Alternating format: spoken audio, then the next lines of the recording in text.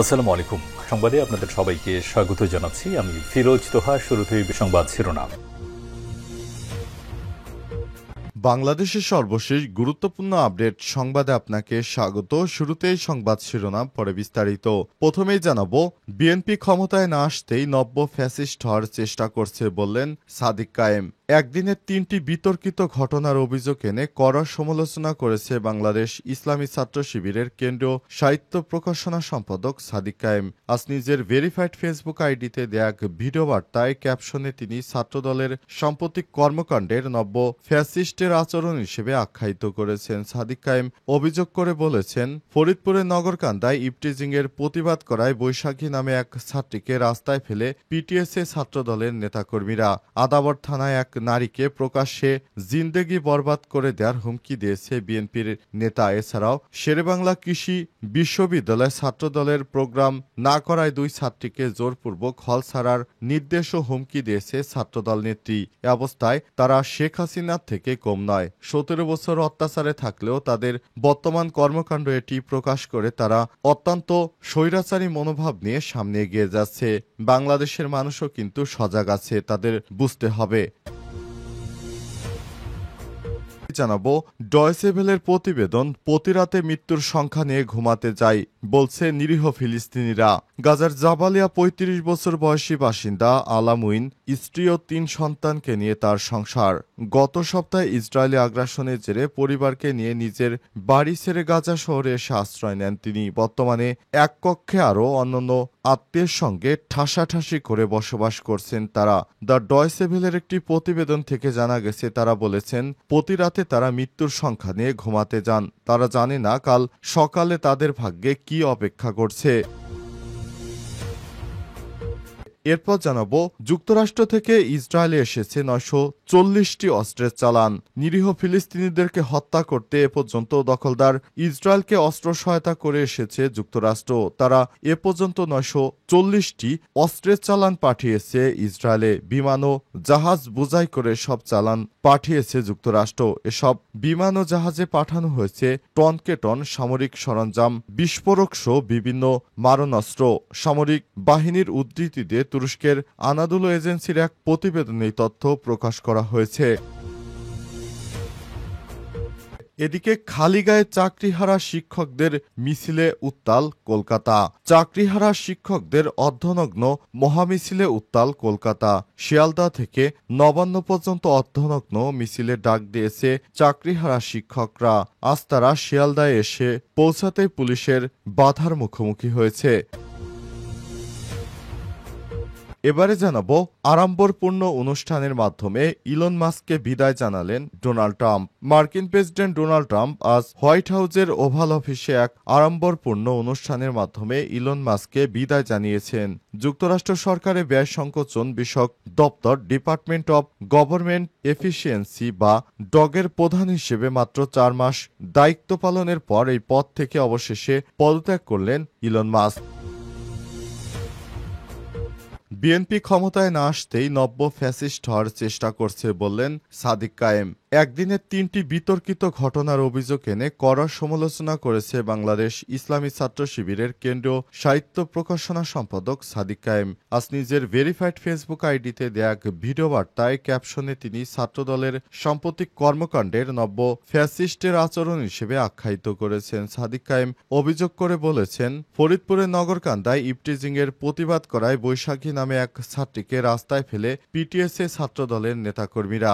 আদাবর থানায় এক নারীকে প্রকাশ্যে জিন্দেগি বরবাদ করে দেওয়ার হুমকি দিয়েছে বিএনপির নেতা। এছাড়াও শেরেবাংলা কৃষি বিশ্ববিদ্যালয় ছাত্রদলের প্রোগ্রাম না করায় 2 ছাত্রীকে জোরপূর্বক হল ছাড়ার নির্দেশ ও হুমকি দিয়েছে ছাত্রদল নেত্রী। এ অবস্থায় তারা শেখ হাসিনার থেকে কম নয়। 17 বছর অত্যাচারে থাকলেও তাদের বর্তমান কর্মকাণ্ড এটি প্রকাশ করে তারা অত্যন্ত স্বৈরাচারী মনোভাব নিয়ে সামনে এগিয়ে যাচ্ছে। বাংলাদেশের মানুষও কিন্তু সজাগ আছে, তাদের বুঝতে হবে।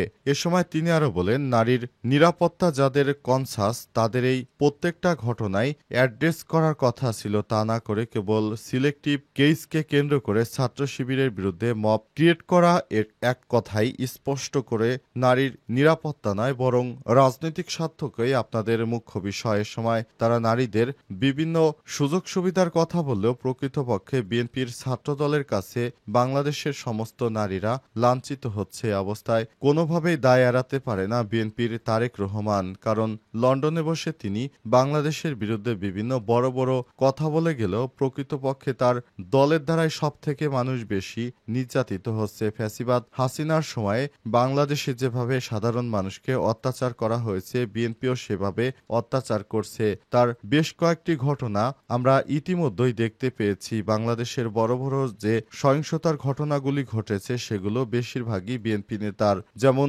ধরা যাক কবজি কাটা আনোয়ার গ্রুপের যে বাবু এক্সেল বাবু ছিল, তিনি বিএনপির বড় এক নেতা। তিনি মোহাম্মদপুরকে অস্থিতিশীল করে রেখেছিলেন। এছাড়াও পুরো দেশটাকে এখন অস্থিতিশীল করে রাখছে বিএনপির নেতাকর্মীরা। এছাড়াও তাদের অনেকের মুখোশ উন্মোচন করে দিয়েছে প্রবাসী সাংবাদিক ইউটিউবাররা। এরপরও বিএনপি এখনো বড় গলায় কথা বলে তাদের ন্যূনতম লজ্জাবোধ নেই বলেও মনে করছে দেশের বিশ্লেষকরা। ইসরায়েলের বিরুদ্ধে কঠোর হওয়ার হুঁশিয়ারি ফ্রান্সের। ডয়চে ভেলের প্রতিবেদন, প্রতিরাতে মৃত্যুর সংখ্যা নিয়ে ঘুমাতে যায় নিরীহ ফিলিস্তিনিরা।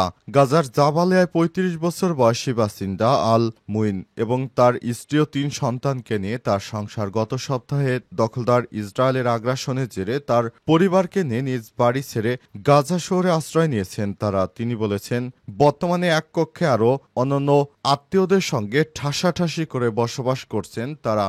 ডয়চে ভেলেকে তিনি বলেছেন, আমরা জাহান্নামের মধ্যে রয়েছি। গাজায় নিরাপত্তা ও জীবনের ধারণা বর্তমানে সম্পূর্ণ অর্থহীন হয়ে পড়েছে। প্রতিদিনই সন্তানদের নিয়ে আমি মৃত্যুর সংখ্যায় রয়েছি। রাতে ঘুমাতে গিয়ে মনে হয় হয়তো বা আর জাগব না। জীবনের ঝুঁকির সঙ্গে সঙ্গে খাদ্য সংকটও বাড়ছে মুইনের পরিবারে। তিনি আর বলেন, আমাদের কাছে রুটি বা অন্য কোনো ধরনের খাবার নেই। যখন যা পাই তাই খাই, লতাপাতা ঘাস যাই পাই তাই খেয়ে জীবন ধারণের চেষ্টা করি। আমাদের দেখার সময় নেই এটি খাবার নাকি অন্য কিছু। ঘাস লতাপাতার উপর আমরা নির্ভরশীল হয়ে পড়েছি। এগুলো আমরা রান্না করে খাই না, যা পাই কাঁচা খেয়ে ফেলি, কারণ রান্না করার মতো বিদ্যুৎ ও গ্যাস আমাদের হাতে নেই। সবকিছুরই দাম বেড়ে গেছে, আর সব সঞ্চয় খাবার কিনতেই খরচ হয়ে গেছে। এখন আর আমাদের হাতে একটি পয়সাও নেই। ইসরায়েলি হামলার জেরে উত্তর গাজার বাইত লাহিয়া থেকে একইভাবে বাস্তুচ্যুত হয়ে আসেন নাইম শাফি ও তার পরিবার। বর্তমানে তারাও গাজা শহরের রাস্তার ধারে এক তাঁবুতে বসবাস করছেন। ইসরায়েলি আগ্রাসনের আগে কৃষিকাজ করতেন তিনি। ৩৯ বছর বয়সী শাফি জানান, উত্তর গাজায় বৃষ্টির মতো গোলা ও বিমান হামলা চালাচ্ছে দখলদার বাহিনী। আমরা এক মিনিটের জন্য আমাদের এলাকায় থাকতে পারিনি। এখানে এসে ভিক্ষুকের মতো জীবনযাপন করছি। যুক্তরাষ্ট্র থেকে ইসরায়েলে এসেছে ৯৪০টি অস্ত্রের চালান। গাজা যুদ্ধ শুরু হওয়ার পর থেকে ইসরায়েল যুক্তরাষ্ট্র থেকে ৯৪০টি বিমান ও জাহাজ বোঝাই অস্ত্রের চালান পেয়েছে। সব বিমান ও জাহাজে পাঠানো হয়েছে টনকে টন সামরিক সরঞ্জাম। ইসরায়েলি সামরিক বাহিনীর উদ্ধৃতি দিয়ে তুরস্কের আনাদুলু এজেন্সির এক প্রতিবেদনে তথ্য প্রকাশ করা হয়েছে। খবর এএফপির। এদিকে মার্কিন সংবাদ মাধ্যম সিএনএন বলছে, যুক্তরাষ্ট্রের বিপুল সহায়তার মধ্যে আন্তর্জাতিক মহলে ইসরায়েলের বিরুদ্ধে ক্রমবর্ধমান চাপ, মানবিক সংকট আর যুদ্ধ অপরাধের অভিযোগ উঠে এসেছে। বিশ্লেষকরা বলছেন, ওয়াশিংটনের সমর্থনেই যুদ্ধ চালিয়ে যাচ্ছে তেল আবিব। সিএনএনের এক প্রতিবেদনে বলা হয়েছে, পরিস্থিতি বদলাতে শুরু করেছে যুক্তরাজ্য। বাণিজ্য আলোচনা বন্ধ করে দিয়েছে ফ্রান্স ও কানাডা। সতর্ক করে বলেছে ভবিষ্যৎ নিষেধাজ্ঞার বিষয়। এমনকি ইউরোপীয় ইউনিয়ন, যা তেল আবিবের সবচেয়ে বড় বাণিজ্য অংশীদার, জোটটি ২৫ বছরের পুরনো অ্যাসোসিয়েশন চুক্তি পুনর্মূল্যায়নের ঘোষণা দিয়েছে। তবে ইসরায়েলি সরকার এখনও নীতিগতভাবে অনড়। প্রধানমন্ত্রী দপ্তর থেকে জানানো হয়েছে, বাইরের চাপ তাদের যুদ্ধ থেকে বিরত রাখতে পারবে না। সিএনএনকে বিশ্লেষকরা জানিয়েছেন, ওয়াশিংটনের সমর্থন ছাড়া এতদূর এগোনো সম্ভব হবে না। প্রেসিডেন্ট ডোনাল্ড ট্রাম্পের প্রশাসন গাজায় মানবিক সংকট নিয়ে উদ্বেগ জানালেও এখন তেল আবিবের উপর কোনো শাস্তিমূলক ব্যবস্থা নেয়নি। সিএনএনের এমন প্রতিবেদন প্রতিবেদনের মধ্যেই ইসরায়েলকে যুক্তরাষ্ট্রের সমর্থনের যুক্তির পক্ষে আরেকটি প্রতিবেদন প্রকাশ করেছে আনাদুল এজেন্সি। গাজায় আগ্রাসন শুরু হওয়ার পর থেকে এখন পর্যন্ত যুক্তরাষ্ট্র থেকে ইসরায়েলে এসেছে 940টি অস্ত্রবাহী বিমান ও জাহাজ। এসব চালানে ছিল মারাত্মক বিস্ফোরক, সাজোয়াজান, ব্যক্তিগত প্রতিরক্ষা সরঞ্জাম, চিকিৎসা সামগ্রী সহ 90,000 টনের বেশি সামরিক সরঞ্জাম। ইসরায়েলের প্রতিরক্ষা মন্ত্রণালয় গত মঙ্গলবার জানিয়েছে এই সরঞ্জামগুলো যুদ্ধ শুরুর সঙ্গে সঙ্গেই পৌঁছাতে শুরু করে। এগুলো এখনও যুক্তরাষ্ট্র দিয়েই যাচ্ছে ইসরায়েলকে, আর এতে ইসরায়েল এই অস্ত্রগুলো দিয়ে নিরীহ মানুষদের হত্যা করে যাচ্ছে। খালিগায়ে চাকরিহারা শিক্ষকদের মিছিলে উত্তাল কলকাতা।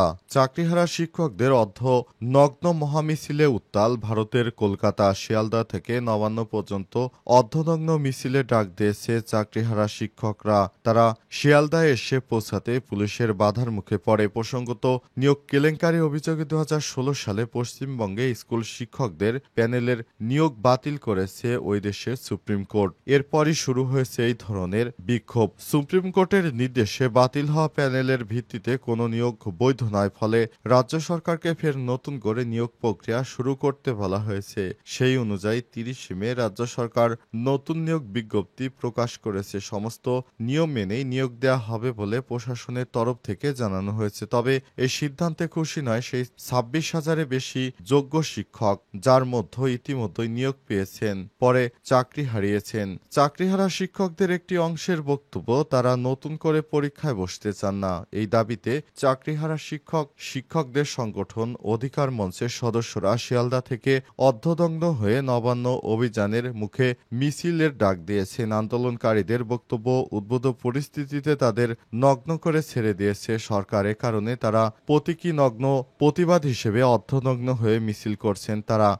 তারা বোঝাতে চেয়েছেন তাদেরকে সরকার জোর করে নগ্ন করে দিয়েছে। যোগ্য চাকরিহারাদের এই মিছিল শুরুর আগেই মমতা বন্দ্যোপাধ্যায় সরকার বিব্রতকর পরিস্থিতি এড়াতে কড়া পদক্ষেপ নিতে নির্দেশ দেয় পুলিশকে। ফলে কর্মসূচি শুরুর আগে শিয়ালদা স্টেশন ও স্টেশন চত্বর এলাকায় পুরো উত্তেজনা ছড়িয়ে পড়ে। অবস্থায় পুলিশ কঠোর অবস্থানে যায়। এরপর তাদের সঙ্গে দফায় দফায় বেশ কয়েকবার সংঘর্ষ বাধে পুলিশের।